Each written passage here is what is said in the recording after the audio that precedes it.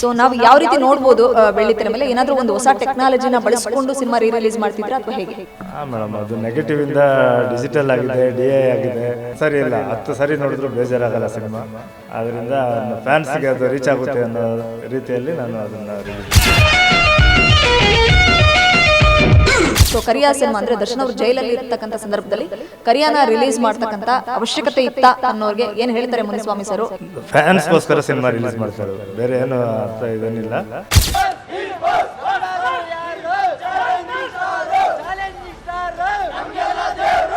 ದರ್ಶನ್ ಅವರ ಈ ಪರಿಸ್ಥಿತಿಗೆ ಅಭಿಮಾನಿಯಾಗಿ ಏನು ಹೇಳ್ತಾರೆ ಮುನಿಸ್ವಾಮಿ ಅವರು ಅನ್ನೋಂಥದ್ದು? ನಾನು ನೋಡಿದಂಗೆ ದರ್ಶನ್ ಸರ್ ತುಂಬಾ ಒಳ್ಳೆ ವ್ಯಕ್ತಿನೇ. ಬಟ್ ಅವ್ರ ಜೀವನದಲ್ಲಿ ಏನೋ ಒಂದು ಕಪ್ಪು ಚುಕ್ಕೆ ಆಗಿದೆ. ಅವ್ರು ಮತ್ತೆ ಬರ್ತಾರೆ, ಜನರು ಒಳ್ಳೇದು ಮಾಡ್ತಾರೆ ಅನ್ನೋ ನಂಬಿಕೆ ನಮಗೆ. ಸ್ಯಾಂಡಲ್ವುಡ್ನಲ್ಲಿ ರಿಲೀಸ್ ಟ್ರೆಂಡ್ ಶುರುವಾಗಿರ್ತಕ್ಕಂಥದ್ದು. ಸೂಪರ್ ಸ್ಟಾರ್ಗಳ ಸಿನಿಮಾಗಳು, ಬ್ಲಾಕ್ ಬಸ್ಟರ್ ಹಿಟ್ ಆದಂಥ ಸಿನಿಮಾಗಳು ಮತ್ತೆ ಮರು ಬಿಡುಗಡೆ ಆಗ್ತಾ ಇದೆ. ಸೊ ರೀಸೆಂಟಾಗಿ ನಾವು ಚಾಲೆಂಜಿಂಗ್ ಸ್ಟಾರ್ ದರ್ಶನ್ ಅವರ ಶಾಸ್ತ್ರಿ ಸಿನಿಮಾ ರಿಲೀಸ್ ಆಗಿ ಒಂದು ಭರ್ಜರಿ ರೆಸ್ಪಾನ್ಸ್ ಗಿಟ್ಟಿಸ್ಕೊಂಡಿದ್ದನ್ನು ನಾವೆಲ್ಲರೂ ಕೂಡ ನೋಡಿದ್ವಿ. ಇದೀಗ ಕರಿಯಾ ಸಿನಿಮಾ ರಿಲೀಸ್ ಆಗ್ತಾ ಇದೆ. ಸೊ ಕರಿಯಾ ಸಿನಿಮಾವನ್ನು ಮರು ರಿಲೀಸ್ ಮಾಡ್ತಿರ್ತಕ್ಕಂಥ ವಿತರಕರಾಗಿರ್ತಕ್ಕಂಥ ಮುನಿಸ್ವಾಮಿ ಸರ್ ನನ್ನ ಜೊತೆ ಇದ್ದಾರೆ, ಅವ್ರನ್ನ ಮಾತಾಡಿಸ್ತಾ ಹೋಗ್ತೀನಿ. ಹಾಯ್ ಸರ್, ಹೇಗಿದ್ದೀರಾ? ಚೆನ್ನಾಗಿದ್ದೀನಿ ಮೇಡಮ್. ಟೆನ್ಷನ್ ಇದ್ದೇ ಇರುತ್ತೆ ಸಿನಿಮಾ ರಿಲೀಸ್ ಅಂತಂದರೆ. ಸೊ ಕರಿಯಾ ಸಿನಿಮಾ ಚಾಲೆಂಜಿಂಗ್ ಸ್ಟಾರ್ ದರ್ಶನ್ ಅವರ ಸಿನಿ ಕರಿಯರ್ನ ಮೈಲ್ ಸ್ಟೋನ್ ಸಿನಿಮಾಗಳಲ್ಲಿ ಒಂದು. ಸೊ ಆ ಸಿನಿಮಾವನ್ನು ಡಿಸ್ಟ್ರಿಬ್ಯೂಟ್ ಮಾಡ್ತಿರೋದಕ್ಕೆ ರೀಸನ್ ಏನು ಅನ್ನುವಂಥದ್ದು? ನಾನು ಈ ಸಿನಿಮಾ ಸುಮಾರು ಒಂದು 10-15 ಸಾರಿ ನೋಡಿರ್ತೀನಿ ನಾನು. ಹಂಗಾಗಿ ನನಗೆ ಅದೇ ಇನ್ಫ್ರೇಷನ್. ಹಂಗಾಗಿ ಮತ್ತು ಇನ್ನೊಂದೇನೆಂದರೆ ಫ್ಯಾನ್ಸ್ಗಳಿಗೆ ಸಿನಿಮಾ ಇಲ್ಲ, ನಮ್ಮ ದರ್ಶನ್ ಸರ್ ಫ್ಯಾನ್ಸ್ ಸಿನಿಮಾ ಇಲ್ಲ. ನಾನು ಒಬ್ಬ ದರ್ಶನ್ ಸರ್ ಫ್ಯಾನೇ. ಹಂಗಾಗಿ ಸರಿ ಹಿಂಗೆ ಯೋಚನೆ ಮಾಡಬೇಕಾದ್ರೆ ಕರಿಯಾ ಯಾಕೆ ರಿಲೀಸ್ ಮಾಡಬಾರ್ದು ಅಂತ ಪ್ಲ್ಯಾನ್ ಮಾಡಿದೆ. ಸರಿ ಮಾಡೋಣ, ರಿಲೀಸ್ ಮಾಡೋಣ ಅಂದ್ಬಿಟ್ಟು 30th ಒಂದು 2 ವೀಕ್ಸ್ ಬ್ಯಾಕ್ ಅನೌನ್ಸ್ ಮಾಡಿದೆ. ಆಮೇಲೆ ನಮ್ಮ ಬಾಲರಾಜ್ ಸರ್ ಮಗ ಸಂತೋಷ್ ಇದ್ದಾರೆ, ಅವ್ರ ಹತ್ರ ಕೇಳಿದೆ, ಸಿನಿಮಾ ಕೇಳಿದೆ. ಅವರು ಕೇಳಿದ ತಕ್ಷಣ ಕೊಟ್ಟರು ಸಿನಿಮಾ ನಮಗೆ ಮಾಡಿ ಅಂತ. ಹಾಗಾಗಿ ನಾನು ಈ ಸಿನಿಮಾ ರಿಲೀಸ್ ಮಾಡ್ತಾಯಿದ್ದೆ. ಮುನಿ ಸರ್, ಇವತ್ತು ಸಿನಿಮಾನ ರಿಲೀಸ್ ಅಂದರೆ ಆರಂಭದಲ್ಲಿ ಸಿನಿಮಾ ಒಂದು ಹೊಸ ಸಿನಿಮಾನ ರಿಲೀಸ್ ಮಾಡದೆ ಒಂದು ದೊಡ್ಡ ಸಾಹಸ. ಅಂಥದ್ರಲ್ಲಿ ರಿಲೀಸು, ಅದರಲ್ಲೂ 100 ಚಿತ್ರಮಂದಿರಗಳಲ್ಲಿ ರಿಲೀಸ್ ಮಾಡೋದು ಅಂತಂದರೆ ಅದು ನಿಜಕ್ಕೂ ಸವಾಲಿನ ಕೆಲಸ. ಸೊ ನೀವು ರಿಲೀಸ್ ಮಾಡ್ತೀನಿ ಅಂತ ಹೋದಂಥ ಕಡೆ ರೆಸ್ಪಾನ್ಸ್ ಹೇಗಿದೆ, ಏನು ಹೇಳ್ತಿದ್ದಾರೆ ಪ್ರದರ್ಶಕರು, ವಿತರಕರು ಅನ್ನುವಂಥದ್ದು? ಮೇಡಮ್, ನನಗೆ ಎಲ್ಲ ಕಡೆಯಿಂದ ಕಾಲ್ಸ್ ಬರ್ತಾಯಿದೆ. ಸರ್ ನಮಗೆ ಪಕ್ಕದ ಥಿಯೇಟ್ರ್ ಯಾವುದನ್ನು ಕೊಡಿ, ನಮಗೆ ಕೊಡಿ. ತುಂಬ ಜನ ನಂಜನಗೂಡಿಂದ ಫೋನ್ ಮಾಡಿದರು. ಮೈಸೂರು ಆಲ್ರೆಡಿ ಮೈಸೂರು ಹಾಕಿದ್ದೀವಿ. ಉತ್ತರ ಕರ್ನಾಟಕ, ಉತ್ತರ ಕನ್ನಡ, ಬಿಜಾಪುರ, ಮತ್ತು ದಾವಣಗೆರೆ, ದುರ್ಗ, ರಾಯಚೂರು ಎಲ್ಲ ಕಡೆಯಿಂದನೂ ಕಾಲು. ನಾನು ಆಲ್ಮೋಸ್ಟ್ ಎಲ್ಲ ಡಿಸ್ಟ್ರಿಕ್ಟ್ ರಿಲೀಸ್ ಮಾಡ್ತೀವಿ ಅಂತ ಹೇಳಿದ್ದೀವಿ ಎಲ್ಲರಿಗೂ. ಈಗ ಆಲ್ರೆಡಿ ಪ್ರಸನ್ನ ಥಿಯೇಟ್ರ್ ಫುಲ್ಲಾಗಿದೆ, ಬುಕ್ ಆಗಿದೆ. ಬುಕ್ಕಿಂಗು ಬಿಟ್ಟಿದ್ದೀವಿ. ಮತ್ತು ಸಿದ್ಧಲಿಂಗೇಶ್ವರ, JP ನಗರ ಅದರಲ್ಲೂ ಬುಕ್ಕಿಂಗ್ ಆಗಿದೆ ಆಲ್ಮೋಸ್ಟು. ಮತ್ತು ತಾವರೆಕೆರೆ ಬಾಲಾಜಿಯಲ್ಲೂ ಬುಕ್ಕಿಂಗ್ ಆಗಿದೆ, ಹೌಸ್ಫುಲ್ ಆಗಿದೆ. ಚೆನ್ನಾಗಿ ರೆಸ್ಪಾನ್ಸ್. ಈಗ ಫ್ಯಾನ್ಸು ಬಿಟ್ಟಿದ್ದೀವಿ, ನೆಕ್ಸ್ಟ್ ಹಂಗೆ ಶೋಸ್ ರೈಸ್ ಆಗ್ತಿರ್ತವೆ ಹಂಗೆಲ್ಲ. ಸರ್, ಈಗ 100 ಚಿತ್ರಮಂದಿರ ದೊಡ್ಡದಲ್ಲ, ನೀವೇ ಹೇಳ್ದಂಗೆ ಎಲ್ಲ ಕಡೆನೂ ಕೂಡ ಹೌಸ್ಫುಲ್ ಅಂತ ಹೇಳ್ತಿದ್ದೀರಾ.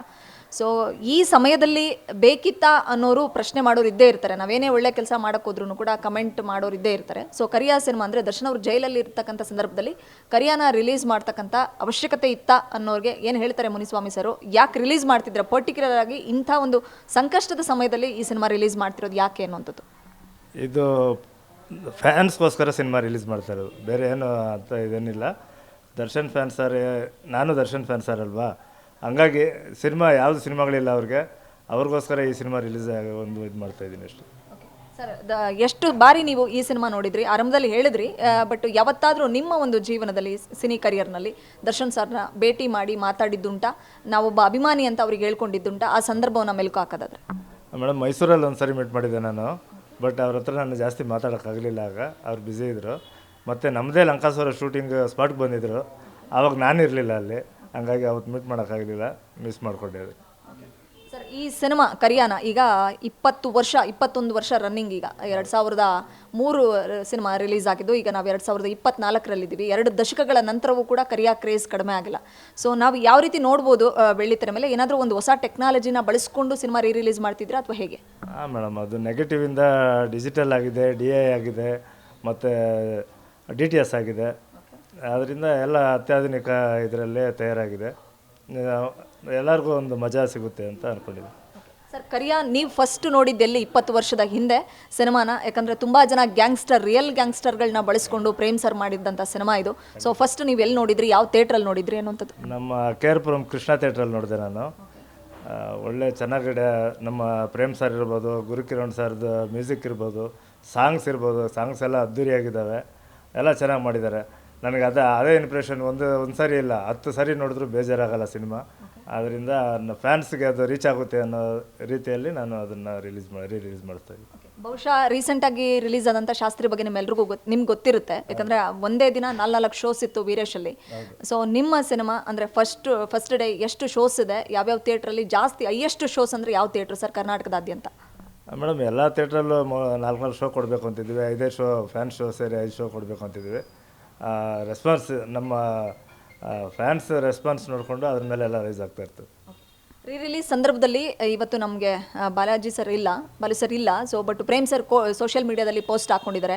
ಸೊ ಒಳ್ಳೇದಾಗಬೇಕು ಅನ್ನೋ ನಿಟ್ಟಿನಲ್ಲಿ ಪ್ರೇಮ್ ಸರ್ ಜೊತೆ ನೀವೇನಾದರೂ ಮಾತಾಡಿದ್ರಾ ಅಥವಾ ಹೇಗೇನು ಅಂತ? ಇಲ್ಲ, ಅವ್ರ ಮ್ಯಾನೇಜರ್ ಕಾಲ್ ಮಾಡಿದ್ರು ನನಗೆ, ಮಾಡಿಬಿಟ್ಟು ಕನ್ಫರ್ಮ್ ರಿಲೀಸ್ ಮಾಡ್ತಾ ಇರೋದು ಅಂತ. ಖಂಡಿತ ಸರ್, ಕನ್ಫರ್ಮ್ ಆಗಿ 30th ರಿಲೀಸ್ ಮಾಡ್ತಾಯಿದ್ದೀವಿ. ಮತ್ತು ನಾನು ಹೇಳಿದೆ ಸರ್ಗೆ, ಫ್ರೇಮ್ ಸರ್ಗೆ ಥಿಯೇಟ್ರಿಗೆ ಬರೋಕ್ಕೆ ಕೇಳಿ, ಇಲ್ಲ ಕಾಂಟ್ಯಾಕ್ಟ್ ನಂಬರ್ ಕೊಡಿ, ನಾನು ಮಾತಾಡ್ತೀನಿ ಅಂದೆ. ಇಲ್ಲ ನಾನೇ ಹೇಳ್ತೀನಿ, ಬರ್ತಾರೆ ಸರ್ ಬರ್ತಾರೆ ಅಂತ ಹೇಳಿದ್ರು. ಮತ್ತು ನಮ್ಮ ವಿನೋದ್ ಸರ್ ಬರ್ತಾಯಿದ್ದಾರೆ, ಮತ್ತು ಧನ್ವೀರ್ ಬರ್ತಾಯಿದ್ದಾರೆ, ಧರ್ಮಕೀರ್ತಿರಾಜ್ ಬರ್ತಾಯಿದ್ದಾರೆ, ಮೇಘಾ ಶೆಟ್ಟಿಗೆ ಹೇಳಿದ್ದೀನಿ, ಅವರು ಬರ್ತೀನಿ ಅಂತ ಹೇಳಿದ್ರು. ಪ್ರಸನ್ನಾಗೆ 30ನೇ ತಾರೀಕು ಫ್ಯಾನ್ ಶೋ 7:30.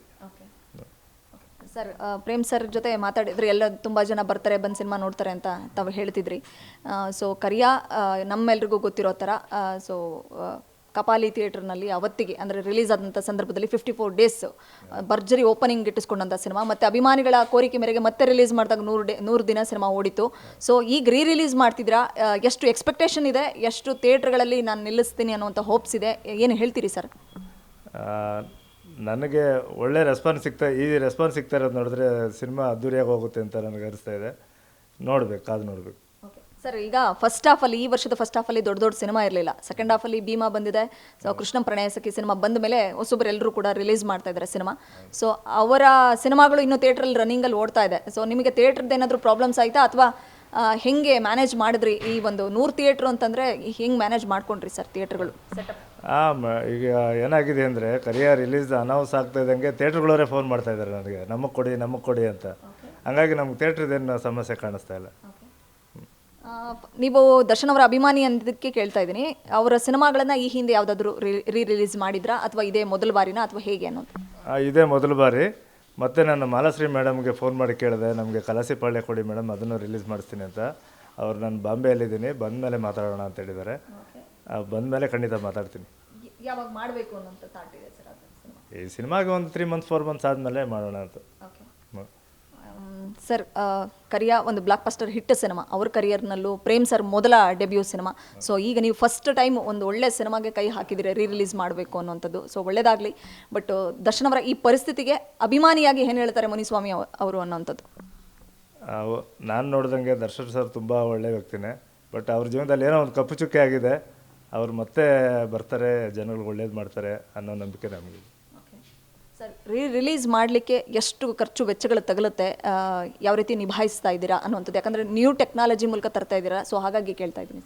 ಹೌದು, ಈಗ ಹೊಸ ಸಿನಿಮಾಗೆ ಏನು ಮಾಡಬೇಕೋ ಅವೆಲ್ಲ ಮಾಡಲೇಬೇಕು ನಾವು. ಒಂದು ಏನು ಪೋಸ್ಟ್ ಪ್ರೊಡಕ್ಷನ್ ಇದೆ ಅದೆಲ್ಲ ಮಾಡಲೇಬೇಕು. ಮತ್ತು ಪಬ್ಲಿಸಿಟಿ ನಿಮ್ಗೆ ಗೊತ್ತೇ ಇದೆ, ಎಲ್ಲ ಪಬ್ಲಿಸಿಟಿ ಇರ್ಬೋದು, ಪ್ರತಿಯೊಂದು ಖರ್ಚು ಬಂದೇ ಬರ್ತದೆ. ಎಲ್ಲ ಒಂದು 20-25 ಲಕ್ಷವರೆಗೂ ಖರ್ಚು ಬರುತ್ತೆ. ಫ್ಯಾನ್ಸ್ ಏನು ಹೇಳ್ತಿದ್ದಾರೆ ಸರ್, ಡಿ-ಬಾಸ್ ಫ್ಯಾನ್ಸ್? ಅಯ್ಯೋ, ನನಗೆ ನೈಟ್ 12 ಗಂಟೆವರೆಗೂ ಆದರೂ ಕಾಲ್ ಮಾಡ್ತಾ ಇರ್ತಾರೆ, ಸರ್ ನಮಗೆ ಅದು ನಿಯರ್ ಥಿಯೇಟ್ರ್ ಕೊಡಿ, ನಮಗೆ ನಿಯರ್ ಥಿಯೇಟ್ರ್ ಕೊಡಿ, ನಮ್ಗೆ ತುಂಬ ಫ್ಯಾನ್ಸ್ ಇದ್ದೀವಿ, ನಮಗೆ ನೀವು ತುಂಬ ಥಿಯೇಟ್ರ್ಗಳು ಕೊಡ್ತಾಯಿದ್ದೀರಾ, ನಮ್ಗೆ ಹತ್ರ ಇರೋ ಥಿಯೇಟ್ರ್ ಕೊಟ್ಟರೆ ನಾವೆಲ್ಲ ಹೋಗಿ ನೋಡೋಕೆ ಚೆನ್ನಾಗಿರುತ್ತೆ ಅಂತ ತುಂಬ ಫ್ಯಾನ್. ಡೈಲಿ 100-150 ಕಾಲ್ ಬರ್ತಾಯಿದೆ ನನಗೆ. ಎಲ್ಲರೂ ತುಂಬ ಖುಷಿಯಾಗಿದ್ದಾರೆ. ನೀವು ಸಿಕ್ಕಿದ್ರೆ ನಿಮ್ಮ ಕಾಲಿಗೆ ಬೀಳ್ತೀವಿ ನಾವು ಅಂತ ಹೇಳಿದ್ದು ಉಂಟು. ನೀವು ನಮ್ಮ ಬಾಸ್ ಸಿನಿಮಾ ರಿಲೀಸ್ ಮಾಡಿಸ್ತಾಯಿದ್ದೀರಾ, ನೀವು ಆ ಥರ ಎಲ್ಲ ಹೇಳಿದ್ದೀರಿ. ಈಗ ಫ್ಯಾನ್ಸ್, ಡಿ-ಬಾಸ್ ಫ್ಯಾನ್ಸ್ ಸೆಲೆಬ್ರೇಷನ್ ಅಂತ ಬಂದಾಗ ಮೇನ್ ಥಿಯೇಟ್ರಿಗೆ ನಾವೇ ನಿಂತು ಮಾಡ್ತೀವಿ, ಆ ಥರದ್ದು ಏನಾದರೂ ಹೇಳ್ತಾ ಇದ್ದೀರಾ ಅಥವಾ ಹೇಗೆ? ಹೌದು ಮೇಡಮ್, ಎಲ್ಲ ಸುಮಾರು ಜನ ಫೋನ್ ಮಾಡಿದರು. ನಾವು ಹಾಲಾಭಿಷೇಕ ಮಾಡಬೇಕು, ಊಟದ ವ್ಯವಸ್ಥೆ ಮಾಡಬೇಕು, ಸ್ವೀಟ್ ಹಂಚಬೇಕು, ಈ ಥರ ಎಲ್ಲ ಹೇಳಿದ್ರು. ಹಾಲೆಲ್ಲ ವೇಸ್ಟ್ ಮಾಡಬೇಡಿ. ಮತ್ತು ನಾನು ಫ್ಯಾನ್ಸ್ಗೆ ಹೇಳೋದೇನೆಂದರೆ, ಗಲಾಟೆ ಮಾಡ್ಕೊಬೇಡಿ, ಹಬ್ಬ ಮಾಡಿ, ವಿಸಿಲ್ ಹೊಡೀರಿ, ಸ್ವೀಟ್ ಹಂಚಿರಿ, ಏನು ಬೇಕೋ ಮಾಡಿ, ಎಲ್ಲ ಮಾಡಿ, ಬಟ್ ಯಾರಿಗೂ ತೊಂದರೆ ಆಗದೆ ಇರೋ ರೀತಿಯಲ್ಲಿ ಮಾಡಿ ಅಂತ ಹೇಳ್ತಾಯಿದ್ದೀನಿ. ಸರ್ ದರ್ಶನ್ ಅವರ ಅಭಿಮಾನಿ ಅಂದಿದ್ದಕ್ಕೆ ಕೇಳ್ತಾ ಇದ್ದೀನಿ, ನೀವು ಯಾವ ಸಿನಿಮಾ ನೋಡಿ ಅವರಿಗೆ ಅಭಿಮಾನಿ ಆಗಿದ್ದು, ಎಷ್ಟು ವರ್ಷದಿಂದ ನೀವು ಅವ್ರ ಸಿನಿಮಾಗಳನ್ನ ನೋಡ್ಕೊಂಡು ಬರ್ತಿದ್ದೀರಾ ಅನ್ನುವಂಥದ್ದು? ನಾವು ಮೆಜೆಸ್ಟಿಕ್ಕಿಂದ ನಾನು ಸಿನಿಮಾ ನೋಡ್ತಾಯಿದ್ದೀನಿ ಅವ್ರದ್ದು. ಮತ್ತು ನಮ್ಮ ಬ್ರದರ್ ಬಂದು ಫೈಟ್ ಮಾಸ್ಟ್ರು KD ವೆಂಕಟೇಶ್ ಅಂತ. ಓಕೆ. ಅವ್ರ ಜೊತೆ ನಾನು ಅವ್ರ ಸಿನಿಮಾಗಳೆಲ್ಲ ವರ್ಕ್ ಮಾಡಿದ್ದೀನಿ. ದಾಸ ಇರ್ಬೋದು, ದಾಸ ಸಿನಿಮಾ ಕೂಡ ನಮ್ಮ ಬ್ರದರೇ ಫೈಟ್ ಮಾಸ್ಟರ್. ಅದಕ್ಕೆ ಎಲ್ಲ ಸಿನಿಮಾ ಆಲ್ಮೋಸ್ಟ್ ಎಲ್ಲ ನಾನು ನೋಡಿದ್ದೀನಿ ಅವ್ರ ಸಿನಿಮಾಗಳೆಲ್ಲ. ಮುನಿಸ್ವಾಮಿ ಅವರು ಡಿಸ್ಟ್ರಿಬ್ಯೂಟ್ರು, ಪ್ರೊಡ್ಯೂಸರು ಅನ್ನೋಂಥದ್ದು. ಸೊ ಯಾವ್ಯಾವ ಸಿನಿಮಾ ಮಾಡಿದ್ದಾರೆ, ಈಗ ಅಟ್ ಪ್ರೆಸೆಂಟ್ ವೃತ್ತಿ ಏನು ಅನ್ನೋಂಥದ್ದು, ಏನು ಕೆಲಸ ಮಾಡ್ತಿದ್ದೀರಿ ಸಿನಿಮಾ ಹೊರತುಪಡಿಸಿ, ಅಥವಾ ಸಿನಿಮಾ ಅದ್ರ ಜೊತೆಗೆ ಅನ್ನೋಂಥದ್ದು? ಸಿನಿಮಾ ಜೊತೆಗೆ ನಾನು ವ್ಯವಸಾಯ ಕೂಡ ಮಾಡ್ತಾಯಿದ್ದೀನಿ, ಮತ್ತು ಸ್ವಲ್ಪ ರಿಯಲ್ ಎಸ್ಟೇಟ್ ಅದು ಇದು ಮಾಡ್ಕೊಂಡಿದ್ದೀನಿ. ಈ ಕಡೆ ಸಿನಿಮಾ ಪ್ರೊಡಕ್ಷನ್ನು ಡಿಸ್ಟ್ರಿಬ್ಯೂಷನ್ ಎಲ್ಲ ಮಾಡ್ತಾಯಿದ್ದೀನಿ. ಮೂರ್ಕಲ್ ಎಸ್ಟೇಟು ಪ್ರೊಡ್ಯೂಸರಾಗಿ ಮಾಡಿದೆ, ಕುಲ್ಫಿ ಓನಾಗಿ ಮಾಡಿದೆ, ಮತ್ತು ಲಂಕಾಸುರ ಕೂಡ ಮಾಡಿದೆ. ಅದನ್ನು ಲಂಕಾಸುರ ಸಿನಿಮಾ ನಾನು ವಿನೋದ್ ಸರ್ಗೆ ಅವ್ರಿಗೆ ಕೊಟ್ಬಿಟ್ಟೆ ಸಿನಿಮಾ. ಅದು ನೆಕ್ಸ್ಟ್ ಪ್ರೊಡಕ್ಷನ್ ಮಾಡಬೇಕು ಅಂತಿದ್ದೀನಿ. ಸರ್, ಈಗ KD ವೆಂಕಟೇಶ್ ಸರ್ ನೀವು ಆ್ಯಸ್ ಅ ಬ್ರದರ್ ಅಂತ ಹೇಳಿದ್ರಿ. ಸೊ ಯಾವತ್ತಾದರೂ ದರ್ಶನ್ ಅವ್ರಿಗೆ ಸಿನಿಮಾ ಮಾಡಬೇಕು ಅನ್ನೋ ಥರದ್ದು, ಅಂದರೆ ಯಾಕಂದರೆ ಅವ್ರಿಗೆ ಪ್ರೊಡ್ಯೂಸರ್ ಮುಖ್ಯ, ಜೊತೆಗೆ ಎಷ್ಟೋ ಬರೀ ಸ್ನೇಹ ವಿಚಾರಕ್ಕೆ, ಗೆಳೆತನದ ವಿಚಾರಕ್ಕೆ ಕಾಲ್ ಶೀಟ್ ಕೊಟ್ಟು ಸಿನಿಮಾ ಮಾಡಿ ಅಂದಿದ್ದುಂಟು. ಯಾವತ್ತಾದರೂ ಆ ಥಾಟ್ ಬಂದಿದೆಯಾ ಸರ್, ನಾವೊಂದು ಮಾಡಬೇಕು ಸಿನಿಮಾ ಅನ್ನೋದು? ನಿಜ ಅವ್ರ ಸಿನಿಮಾ ಮಾಡಬೇಕು ಅಂತ ಯಾರಿಗೆ ಇಷ್ಟ ಇರಲ್ವ ಹೇಳಿ ಅಲ್ವಾ? ನಮಗೆ ಚಾನ್ಸ್ ಸಿಕ್ಕರೆ ಖಂಡಿತ ಮಾಡಬೇಕು ಅಂತಲೇ ಇದೆ. ಕರಿಯಾ ಎಷ್ಟು ಹೋಪ್ಸ್ ಇದೆ ಸರ್? ಫೈನಲ್ ಕ್ವಶನು, ರಿಲೀಸ್ ಮಾಡ್ತಿದ್ರ ಒಂದು ದೃಢ ಮನಸ್ಸಿಂದ, ಇಲ್ಲ ಒಳ್ಳೇದಾಗುತ್ತೆ ಅನ್ನೋವಂಥದ್ದು. ಸೊ ನಮಗಂತೂ ಹೋಪ್ಸ್ ಇದೆ, ನಿಮ್ಗೆ ಎಷ್ಟು ಹೋಪ್ಸ್ ಇದೆ ಅನ್ನೋಂಥದ್ದು? ಖಂಡಿತ ನನಗೆ 200% ನನಗೆ ಹೋಪ್ಸ್ ಇದೆ. 100% ಸಿನಿಮಾ ಸಕ್ಸಸ್ ಆಗುತ್ತೆ, ಅದರಲ್ಲಿ ಎರಡು ಮಾತಿಲ್ಲ. Thank you so much sir. Thank you. ಇದಿಷ್ಟು ಮುನಿಸ್ವಾಮಿ ಸರ್ ಮಾತುಗಳಾಗಿತ್ತು. ಕರಿಯಾ ಎಲ್ರಿಗೂ ಗೊತ್ತಿರೋ ಹಾಗೆ ದರ್ಶನ್ ಸರ್ ಸಿನಿ ಕರಿಯರ್ನ ಒಂದು ಬ್ಲಾಕ್ ಬಸ್ಟರ್ ಸಿನಿಮಾ ಮತ್ತು ಮೈಲ್ ಸ್ಟೋನ್ ಸಿನಿಮಾ. ಆ ಸಿನಿಮಾವನ್ನು ರಿಲೀಸ್ ಮಾಡಬೇಕು ಅಂತ ಸಾಕಷ್ಟು ಜನ ಕಾಯ್ತಾ ಇದ್ರು. ಫೈನಲಿ ಆ ಒಂದು ಅಪರ್ಚುನಿಟಿ ಮುನಿಸ್ವಾಮಿ ಸರ್ಗೆ ಸಿಕ್ಕಿದೆ. ಸೊ ಇದೇ 30ನೇ ತಾರೀಕು ಸಿನಿಮಾ ರಿಲೀಸ್ ಆಗ್ತಾ ಇದೆ. ಸೊ ಇವತ್ತಿನ ದಿನಗಳಲ್ಲಿ ಥಿಯೇಟ್ರಿಗೆ ಜನರನ್ನ ಕರ್ಕೊಂಬರದೆ ಒಂದು ದೊಡ್ಡ ಸಾಹಸ. ಆದರೆ ಶಾಸ್ತ್ರಿ ಸಿನಿಮಾ ರಿಲೀಸ್ ಆದಂಥ ಸಂದರ್ಭದಲ್ಲಿ ನುಗ್ಗಿ ಬಂದರು ಥಿಯೇಟ್ರಿಗೆ ಪ್ರೇಕ್ಷಕರು. ಒಂದು ದಿನಕ್ಕೆ 4 ಶೋಸ್ ಇತ್ತು. ಇವತ್ತು ಕರಿಯಾಗೂ ಕೂಡ ಭರ್ಜರಿ ರೆಸ್ಪಾನ್ಸ್ ಸಿಗುತ್ತೆ ಅನ್ನೋದಕ್ಕೆ ಸಾಕ್ಷಿ 100 ಚಿತ್ರಮಂದಿರಗಳಲ್ಲಿ ಸಿನಿಮಾ ರಿಲೀಸ್ ಆಗ್ತಿರ್ತಕ್ಕಂಥದ್ದೇ ಸಾಕ್ಷಿ ಅಂತ ಹೇಳ್ಬೋದು. ನೋಡೋಣ ಶಾಸ್ತ್ರಿ ಕೊಟ್ಟಂತಹ ರೆಸ್ಪಾನ್ಸ್ ಕರಿಯಾ ಸಿನಿಮಾಗೆ ಸಿಗುತ್ತಾ? ಕರಿಯಾ ಚಿತ್ರದ ಮೇಲಂತೂ ಸಾಕಷ್ಟು ಹೋಪ್ಸ್ ಇದೆ. ಡಿ-ಬಾಸ್ ಫ್ಯಾನ್ಸ್ ಉತ್ಸುಕರಾಗಿದ್ದಾರೆ ಸಿನಿಮಾ ನೋಡೋದಕ್ಕೆ. ನೋಡೋಣ ಕರಿಯಾಗೆ ಯಾವ ರೀತಿ ರೆಸ್ಪಾನ್ಸ್ ಸಿಗುತ್ತೆ ಅನ್ನೋಂಥದ್ದು. ಬೆಂಗಳೂರಿನಿಂದ ಕ್ಯಾಮ್ರಾ ಪರ್ಸನ್ ರಾಜೇಶ್ ಜೊತೆ Vishalakshi, entertainment bureau, guarantee news. Guarantee news, ಸುದ್ದಿ ಖಚಿತ, ನ್ಯಾಯ ನಿಶ್ಚಿತ.